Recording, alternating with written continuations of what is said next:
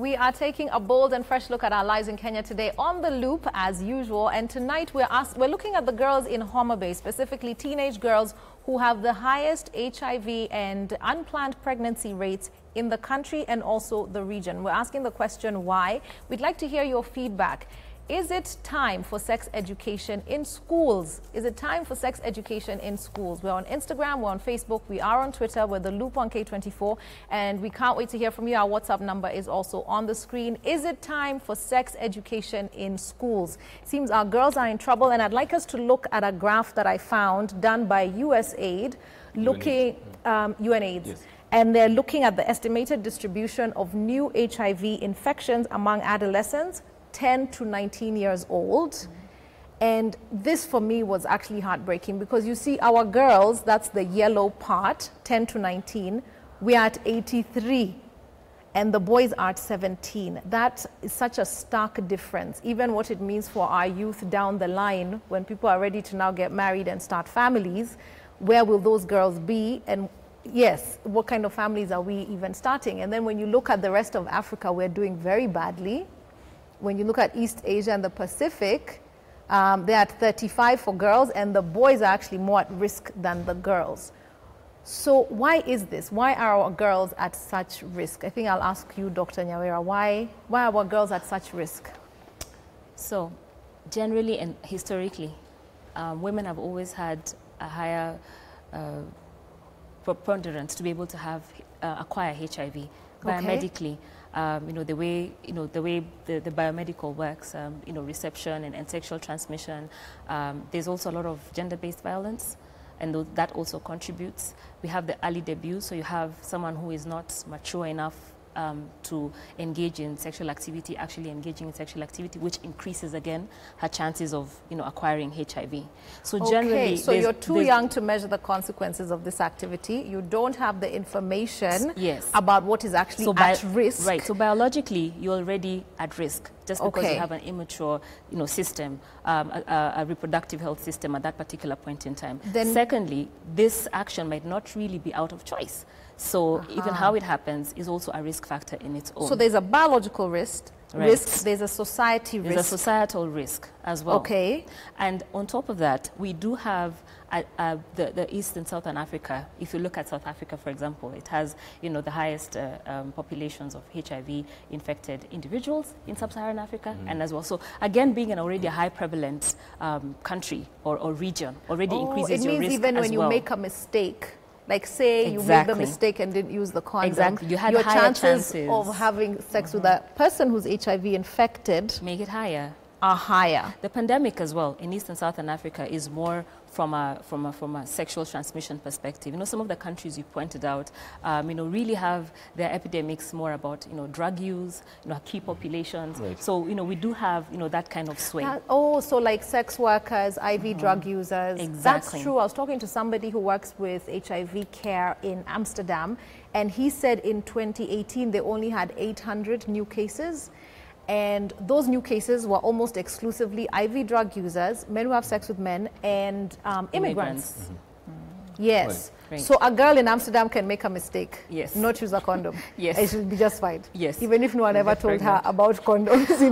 She might get pregnant. But I think I also want to highlight, and in some of those countries, they have very liberal, what we want to call family health education practices. They have very liberal reproductive health information given at a very young age, incrementally, of course, what a child at 10 years old can understand and what a 15-year-old can understand. The societal norms are very different. But how it's working. The caregivers would approach this topic, where family planning access is actually available to sexual reproductive, to adolescents who have said, look, this is my choice, but I do want to do something about it and avoid an unwanted pregnancy. So let me ask, if we have, I'm trying to look for a very practical way in which somebody watching right now, and we all live in communities, we're going to finish the show and go back to communities where we live.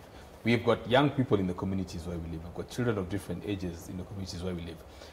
Is it time now we borrowed from how Nyumba Kumi works and said, fine, we have a Nyumba Kumi for security issues. Why can't we have a Nyumba Kumi around sexual reproductive issues for our adolescents in our communities?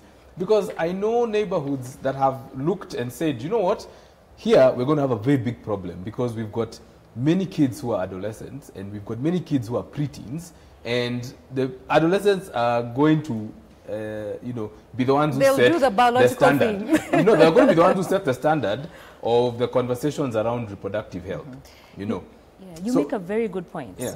Daktari was talking about the LVCT helpline, for example. So for urban youth or youth with the access to phones, that's a way in which, from a community perspective, they have their peers provide this information in language that they're able to understand. For example, for Gold Star Kenya, where we program within more of a rural setting, say in places like Baringo. So we have a community response where we've trained community health workers and program teams to be able to provide this information. But for what you're asking, where does a rural mother have her girl who might already be pregnant have this conversation? So starting off some kind of community groups, we call them Binti Shujaz, where you train other peers to be able to bring the other girls on board, talk about family planning, talking about the mistakes that you may have made, talking about negotiation, and from peer-to-peer influences have really, really worked in the community. So I like that because, again, to somebody watching, if they're thinking, wow, Daktari, can we get you to come and talk to people in our community? Yes. Where do we find Binti Shuja? Is that possible? Does LVCT have, I know you've got outreach programs that you do with communities and you work with community health workers as well. But is it possible for somebody living in Kileleshwa to call LVCT or to call you Daktari and say, you know what, I saw you guys on the loop, I thought what you said was amazing. Are you able to come and talk to our adolescent girls here in our estate? Yes, that's actually very possible. We have those kinds of programs that we're able to package for different groups. From like here in Nairobi and even in rural areas, there are certain programs we do. There's a large program called DREAMS, Determined, Resilient, Empowered, AIDS-free, mentored, safe girls. And the idea for that is how do we bring them together, use peers, mentors who train them, who take them through the life skills and all. So that is a donor-funded program. But we also have programs where we can organize. You as a community, you say, we're going to bring our girls together. We may have like a program where we're able to you pay us something small so we can get facilitators who are able to successfully do this to implement that. Because right now, as you know, with donor funding, it's reducing. We can't reach everywhere, but we already have the skills in country. So how can we tap that? And you just get a facilitator who is freelance or something, but we've trained them and they can come and reach them in the You mentioned Binti Shuja. And forgive me, this question usually annoys me. Is there one for the boys? No. and I totally get where you're coming from. Yes. I think, like my colleague said, a lot of the programs, the donor programs, are kind of focusing on the gap that we're seeing. Yes. Adolescents, HIV, girls. That number is astounding. I mean, to see that the girls are at 83 and the boys are at, what, 17, that one was like, okay, maybe we should just focus on the girls. But we're realizing that perhaps the problem isn't, perhaps you're not addressing that problem correctly. Because to change those gender norms, you have to change a generation of young men to become these men who then recognize all these norms need to change. Or even can hear and know. So that when your partner says, we have to use a condom, you are a young man who was raised to hear a woman say no, and it's not a comment on your masculinity. You've not now become umama, what the words, And I think I can add, I can add, from the study we did, it was very clear the boys did not have half the information the girls had.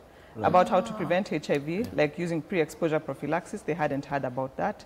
In terms of types of contraceptives, the girls knew a lot more than the boys. Maybe the boys would only know condoms and nothing else. But then they still can't negotiate fully because of now the patriarchal background. And there's a power imbalance. There's a power dynamic. Let's see what you're saying here, because we've got a lot of interesting responses. Of course, remember the WhatsApp number is on the screen and you can talk to us. Quality sexual education is imperative to a society of young adults making smart sexual health decisions. And that is Brad Jr. All right, let's see what else. Mwana Munini, thank you so much, says, the conversation about HIV among teens is important and should be discussed in order to help the teens get the right information. I'm liking the positivity that's there about, comprehensive sexuality education. Mark Tuimur says, teen education on sex is long overdue. It should have started long ago. Pregnancies are now rampant in primary schools, so the schools need to roll out sex education programs. Aren't you just loving the way? I am. I'm loving it. Aston Lewis from Rongai, thank you, says, indeed it will be a very important thing in our current society. It will help our youth to be more aware and how to protect themselves. This is such brilliant feedback. Joseph Ogera adds there and says, education about sex to be taught in school will have started a long time ago, and even it's high time we as parents should be open with our kids and teach them about HIV and its effects. All right. What do you think about some of that feedback? Are you encouraged that people are very open to... I love that it's the men saying, yes. teach. Moms, where are you? It's What's happening? No, it's overwhelmingly men who are, really supporting it, and I think that's brilliant. I think that's fantastic in terms of just seeing that what we talked about, the paradigm shift. It's happening, and the audience is connecting with the fact that it's long overdue. I think another angle perhaps that we need to look at, and I want to say this, we've been talking about HIV among adolescents, and it's this thing that you need to protect yourself from. So, Kenya actually is home to, 25% of the sub-Saharan HIV-positive adolescents, and 7% adolescents. Adolescents of the ones in sub-Saharan, and 7% of the world. Okay. And so, it's important to recognize that for some of them, they acquired HIV through perinatal transmission. They got it as babies, so they've had to live with that, until this point in time. And we would not close this conversation if we did not recognize that there's that group of individuals. How do we help them to continue to have the same life skills we're talking about, reproductive health? Because this is something, again, that's been taken away. A lot of the donor funding has focused on what you said, improving the drugs and having us moving forward and keeping you healthy. But this is a group that really needs that kind of sexual life skills, seeing yourself beyond that condition, and then number two, being able to garner enough sexual reproductive skills to be able to move. We have so many advances. Even create a family. We have so many advances. Take care of yourself. We have many advances. Okay. And so it's important, so that we don't leave this conversation with someone feeling stigmatized, especially any young person watching this broadcast, that we recognize that, this is something, and for the donors perhaps to consider having a bit more of allocation of funds to ensuring this transition into adulthood happens with the same life skills we're talking about. Okay. So that the allocation of funds moves to now, we've gotten you healthy, but we need to give you the life skills you need to be able to transition into adulthood. Because you're not... Exactly. I like that I know you've spoken to some of the duty bearers who are really important and some of the development partners as well. But for me, also taking it down to county government levels, because the county government has a health function that it is in charge of in the immediate community where some of these things are happening. It's true. This study wouldn't have happened without the Homer Bay County government, right? And they were very positive, actually, and quite forward-thinking. Right. Unfortunately, some of our policies at national level are a bit more staying behind and more focused on like this whole aspect of what the reproductive health bill has been and the Halabaloo, which unfortunately took an unfortunate turn, where we are refusing to accept that we need to talk to our people. So a county like Homa Bay has said that we have a crisis, we need to fix it. Right. And it's not just health alone, it's health, it's education, it's the community, it's the chief, and it's the parents and everyone. Okay. We need to do that. We do have to wrap up because also we want to sing Happy Birthday Kenya. But I want to ask each of you, as our hard-hitting fact, say we were creating this sex education curriculum, what are the 3 things, given your work and your expertise, that you would absolutely put in that sex education curriculum? Let's start with you, Dr. Nyawera. For the 3 things, there's many things. Yes. You limited me to 3. To 3, and then she'll do 3. Sure. Yes. I think the first thing we definitely want to have is to have the conversation about condom negotiation. We are scared about teenage pregnancies, we're scared about HIV. You have a simple biomedical solution that works, that's accessible. We'd want to talk about family planning in the context of being, wanting to plan your families, even in future. I think it's useful information for them to have. And number 3, it's important to have the conversation about consensual sex. No means no, and talk about societal norms that should not allow gender-based violence. Those are the 3, I think, if I had to, with a gun to my head, yes, that's what I would have to do. Those are really good ones. Yes. Very good ones, especially, actually, no, they're all really good. Go on, Dr. Lillian. So she said the key, as in some of the key things, but just to emphasize, it's about negotiating sex and what it means, and delaying sexual debut. Very important. Absolutely. So we have to have a balance. There has to be a talk of abstinence, but if it can't happen, then what does safe sex mean? And what are the options? Where do you get those options? And who can you talk to when you need to talk to somebody? But most importantly for me is the process. It's not even what I want to put it there. The process of development has to really reach out to the young people, find out what are their knowledge gaps, what do they want to know, and that's what we put there. And it shouldn't be informed by what I think should go in there. I like that. I think also to add to, you know... Mike has a hard-hitting fact. Not really a hard-hitting fact, but I think that the fact that the Homa Bay County government is very receptive towards, you know, getting support to doing, you know, some of these things. I think other county governments would be much more amenable to hearing from Homa Bay County and learning from, you know, the experiences and the best practices and borrowing from that. So I think you have a very low-lying fruit there, Daktari, that we shall keep following up with you on. Especially, it's a very good point because the 5 counties in that area have very high HIV prevalence. It's not just Homa Bay, it's also Siaya, Kisumu, Busia, and Migori, yes. Okay, so before we sing Happy Birthday Kenya, I have a personal appeal to our Ministry of Education. I think every adult life, I know, every adult life involves a sex life. Every adult life, if you're going to succeed, that success is designed. And the beginning of design is not just creativity, it's also information. Before you even design a lunch with your friends, you say how many people are coming, what's our budget, what are we going to eat. So we absolutely need information to equip our children to have a successful adulthood. Even if that adulthood boils down to I'm going to be abstinent, that needs to be designed. Otherwise, you'll find yourself on a sofa watching The Loop, cuddling and doing other things. So let us equip our children with the proper information for a successful adulthood and a successful sex life that they can also be proud of. Okay, it's time to sing Happy Birthday. Yeah, let's go. Please, ladies, join us here. Let's wish Kenya a happy birthday. I'm loving this cake. Can you imagine Kenya is just 57? You guys came on the best day. We've never had cake before on the show. Siata, Linda, thank you very much.